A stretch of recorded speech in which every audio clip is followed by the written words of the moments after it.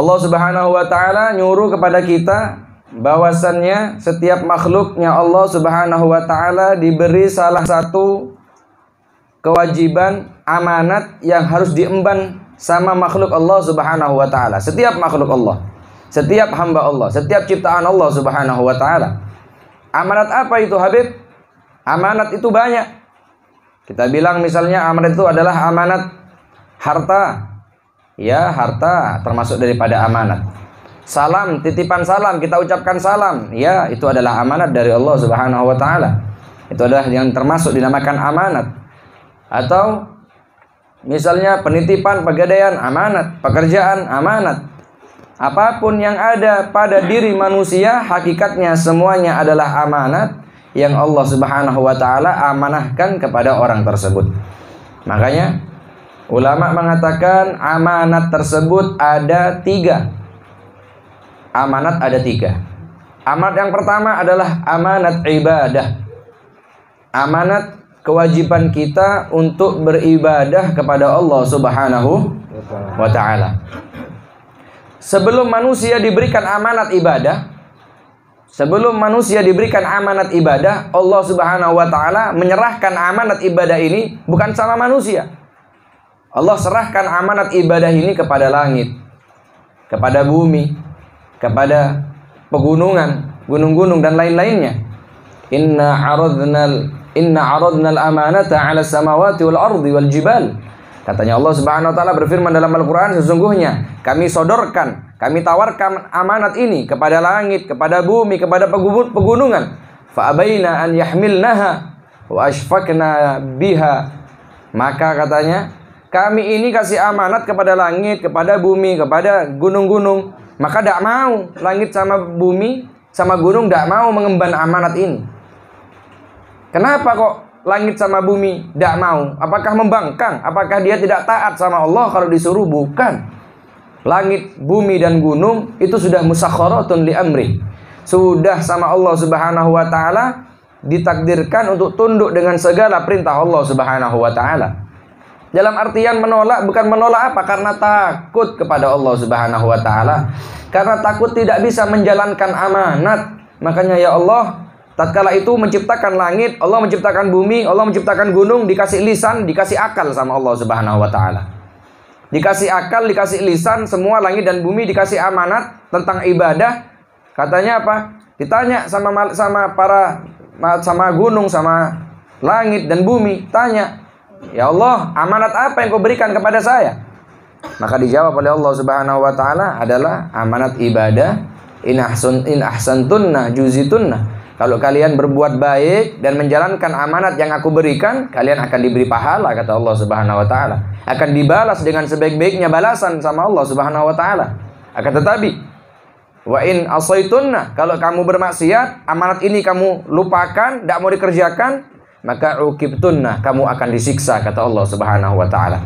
Maka langit dan bumi serta pegunungan semuanya menolak karena takut siksaan Allah Subhanahu wa taala. Mereka bilang, ya Allah, sesungguhnya kami ini musakharatun li amri, kami sudah ditundukkan untuk mentaati daripada perintahmu ya Allah. Tidak perlu lagi kami senang dengan pahala atau takut dengan dosa. Kami tidak takut dengan semua itu. Kami hanya menuruti perintah Engkau ya Allah. Tidak usah sudah kasih ibadah seperti ini. Kami taat sama Engkau, tidak mengharap surga dan tidak takut sama neraka sudah. Yang penting kami ini taat kepadamu. Makanya langsung diambil daripada amanat tersebut, dilimpahkan kepada manusia, sehingga manusia mengemban amanat yang namanya ibadah. Wa ma khalaqtul jinna wal insa ya'budun. Saya tidak ciptakan jin, tidak ciptakan manusia, melainkan dia ditugaskan oleh Allah, diberi kewajiban untuk beribadah kepada Allah Subhanahu wa ta'ala. Nah, barang siapa yang mengerjakan ini amanat daripada Allah, salat 5 waktunya, kemudian puasanya, ini amanat dari Allah, ibadah, dikerjakan, maka diberi pahala oleh Allah Subhanahu wa ta'ala. Jika amanat ditinggalkan, maka na'udzubillah min dzalik, maka akan disiksa oleh Allah Subhanahu wa ta'ala. Itu amanat yang pertama adalah amanat ibadah. Ada amanat yang Allah berikan berupa nikmat. Amanat nikmat. Bagaimana? Nikmat umur. Sejak dulu sampai sekarang kita dikasih umur yang luar biasa. 40 tahun, 30 tahun, 20 tahun, belasan tahun, ada 50 tahun. Ini nikmat umur. Untuk apa umur kita ini? Kita habiskan untuk apa umurnya?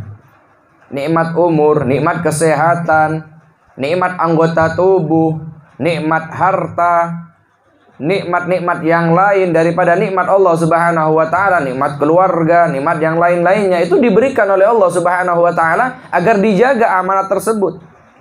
Makanya nanti di akhirat setiap daripada kita ditanyakan apa yang telah dihabiskan, apa yang telah dilakukan di dunia ini.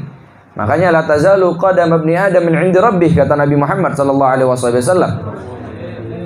Kedua kaki manusia tidak bakal bisa bergerak, dalam artian tidak bakal pergi kemana-mana, dihadapkan di hadapan Allah Subhanahu wa ta'ala hatta yus'ala an khamsin, sampai dia ditanya dengan 5 perkara, dia bisa jawab 5 perkara baru boleh pergi oleh Allah Subhanahu wa ta'ala.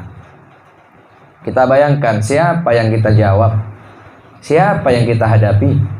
Allah Subhanahu wa ta'ala. Kita saja dipanggil polisi sudah, punya masalah saja, ditanya 1 pertanyaan 2 pertanyaan sudah gugup, tidak bisa jawab, apalagi Allah Subhanahu wa ta'ala.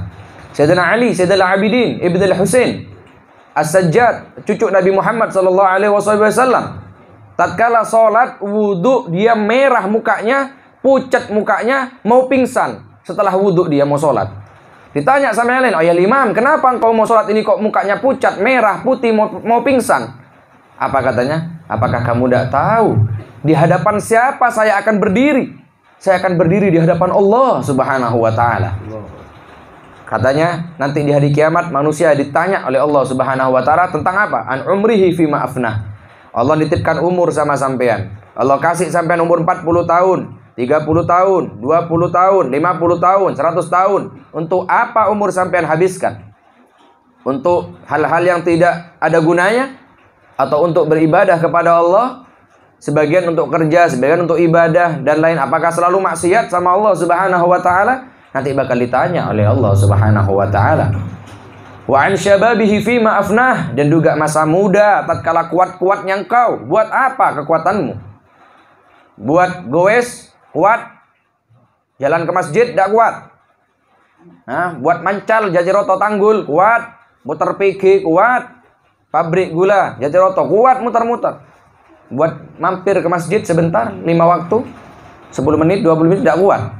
Tidak kuat bakal ditanya sama Allah Subhanahu wa ta'ala. Hati-hati. Sepak bola kakinya kuat, nendang sana nendang sini, papakan, keprak, seprak semuanya dibabat habis. Kuat saya beb, lari lapangan 30 menit atau 90 menit. Sampai lari ke masjid 5 menit kuat? Tidak kuat sampai. Ditanya sama Allah Subhanahu wa ta'ala. Semasa kuatmu untuk apa kekuatanmu? Kekuatan untuk ibadah? Apa untuk kuat untuk apa? Kalau sudah sampai setruk, aduh saya udur beb tidak masuk masjid. Kenapa? Setruk. Alasannya setruk, dibuat alasan. Tatkala masih kuat kemana? Kekuatannya kamu taruh kemana? Maka ditanya oleh Allah Subhanahu wa ta'ala. Wa an malihi min aina iktasab. Hartamu juga bakal ditanya oleh Allah. Dari mana hartamu? Dari judi, dari togel, dari apa? Mencuri, dari begal, dari apa? Riba dan lain-lainnya. Memperanakkan uang, pinjam 10.000 balik 15.000. Itu bakal ditanya sama Allah Subhanahu wa ta'ala. Wa fima anfaqah. Setelah kamu tanya dari mana ini uang dan untuk apa uang itu, ditanya sama Allah Subhanahu wa ta'ala. Wa madza amil fima alim, dan apa yang kamu kerjakan daripada ilmu yang sudah Allah berikan kepadamu. Bakal ditanya tanggung jawab kalian oleh Allah Subhanahu wa ta'ala. Harta, jabatan, kemudian kepercayaan, semuanya bakal ditanya oleh Allah Subhanahu wa ta'ala. Jabatanmu untuk apa? Untuk memakmurkan rakyat? Untuk memperkaya diri? Untuk mengkenyangkan perut? Untuk memperbanyak rekening? Bakal ditanya sama Allah Subhanahu wa ta'ala. Bantuan sosial dari atas turun, ya cetot 1.000.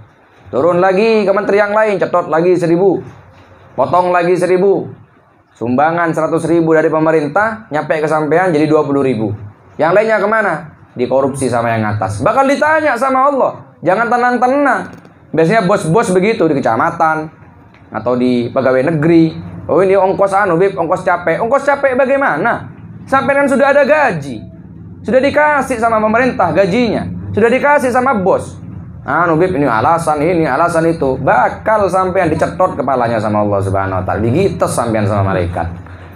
Sudah haknya rakyat, haknya orang miskin, sampai tidak berikan kepada rakyatnya, miskinnya. Anu Bib, uang rokok dirokok sampean sama malaikat, dibakar di neraka sampean.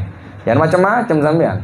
Kecuali sudah disampaikan dia mau ngasih, ini Mas uang bensinnya sampean. Oh ya makasih, tidak apa-apa, itu hadiah. Kalau sampean sih nyetot, namanya sampean itu tidak memberikan haknya, sampean itu semuanya korupsi nanti, koruptor. Mana tempatnya koruptor?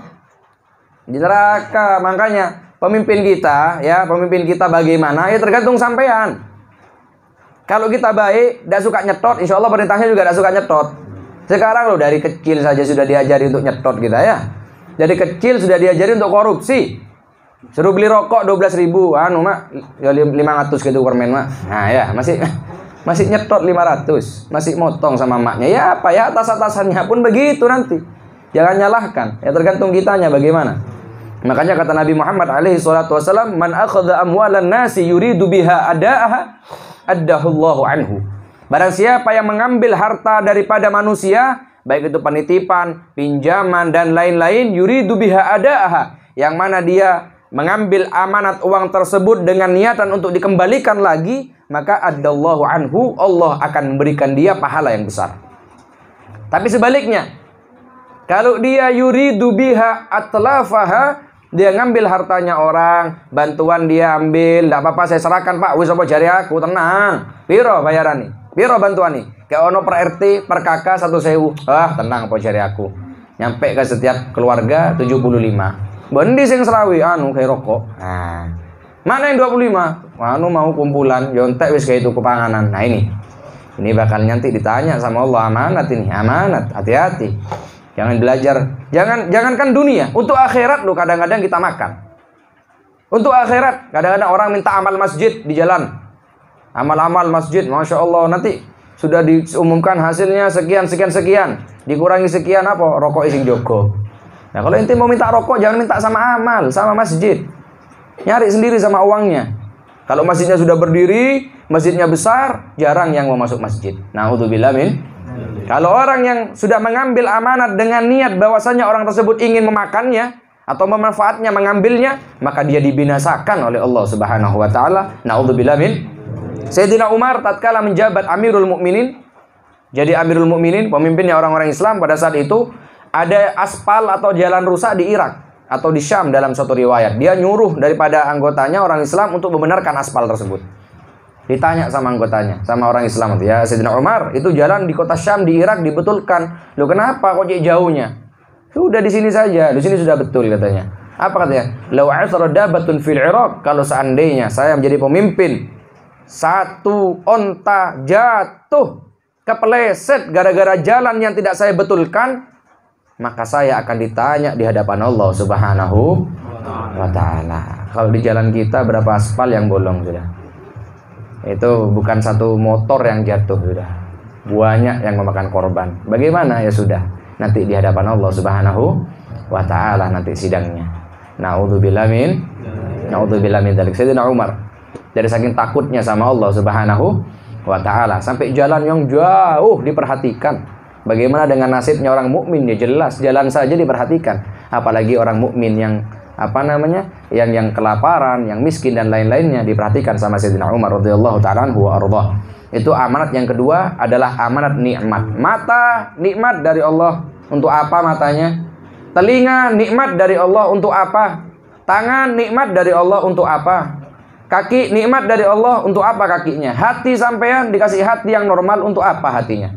Bakal ditanya sama Allah Subhanahu wa taala, innas sam'a wal basara wal fuada kullu ulaika kana anhu mas'ula. Sesungguhnya as-sam'a, pendengaran sampean. Dengarkan apa? Dengarkan ghibah, nguping tonggoni. Apa yang sampean gunakan pendengarannya? Wal basara, pandangan sampean untuk apa?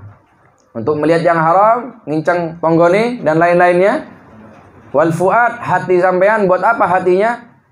Hasut sama tetangganya, hasut sama saudaranya, benci sama yang lainnya, bakal ditanya, kullu ulaika kana anhu mas'ula. Semua itu nikmat-nikmat Allah, anggota badan kita bakal ditanya oleh Allah Subhanahu wa taala. Kemudian nikmat yang nomor terakhir adalah nikmat pertama adalah nikmat ibadah. Nikmat kedua adalah nikmat amanat pertama amanat ibadah, amanat kedua adalah nikmat, amanat yang ketiga adalah amanat sesama muslim. Amanat sesama, kalau dititipi salam disampaikan, dititipi uang ya dijaga, dititipi apapun ya harus disampaikan. Makanya kalau sampean kerja itu amanat, makanya dibaguskan kerjanya. Sesungguhnya Allah Subhanahu wa taala cinta kepada seorang hamba yang bekerja tapi dia melakukan pekerjaannya dengan profesional. Itu orang hamba yang dicintai sama Allah Subhanahu wa taala. Nabi Muhammad SAW bersabda seperti itu. Allah Subhanahu wa taala yuhibbul 'abda, mencintai seorang hamba, idza 'amila minkum 'amalan an yutqinahu. Apabila salah seorang daripada kalian kerja, itu kerjanya dibaguskan. Kadang-kadang kerja kuli setengah hari, wayanya sudah atau wayai wis sampai 1 meter atau 5 meter ke atas misalnya. Ojo jarno ae lon-lonai engko lek ben suwi tambah enak tambahke gajine. Nah, ini amanat dari Allah, hati-hati. Beli semen, piro semen nih? 50.000. Dia bilang, piro 50.000, Bib. Nah, 5.000-nya kemana? Hati-hati. Itu ditanya sama Allah, itu haknya. Dititipi uang, itu adalah hak. Keluarga adalah amanat. Sampean istrinya, anaknya amanat. Ditelantarkan enggak anaknya? Ditelantarkan enggak istrinya? Sudah, Bib, alhamdulillah. Pakaian sudah, rumah sudah, makanan kenyang. Ya, terus pendidikan agama. Suruh sholat enggak tahu, wudu enggak tahu. Untuk yang lain-lainnya enggak tahu. Sampai akhirnya agamanya rusak, ditanya sama Allah Subhanahu wa taala. Sampai ada dalam satu riwayat disebutkan, seorang anak nuntut bapaknya di akhirat, bapaknya orang alim, tapi anaknya tidak alim. Itu dituntut sama anaknya tersebut. Ya Allah, itu seret orang zalim dimasukkan ke neraka. Kok saya saja dimasukkan ke neraka? Loh, kenapa ini bapakmu? Iya, karena bapak saya tidak ngajari saya ilmu agama. Itu haknya saya, katanya. Waliyadzubillah. Ayo didik anak-anak kita untuk hadir majelis ta'lim agar bisa memberikan manfaat kepada kita kalau kita di akhirat. Amin Allahumma. Amin Allahumma.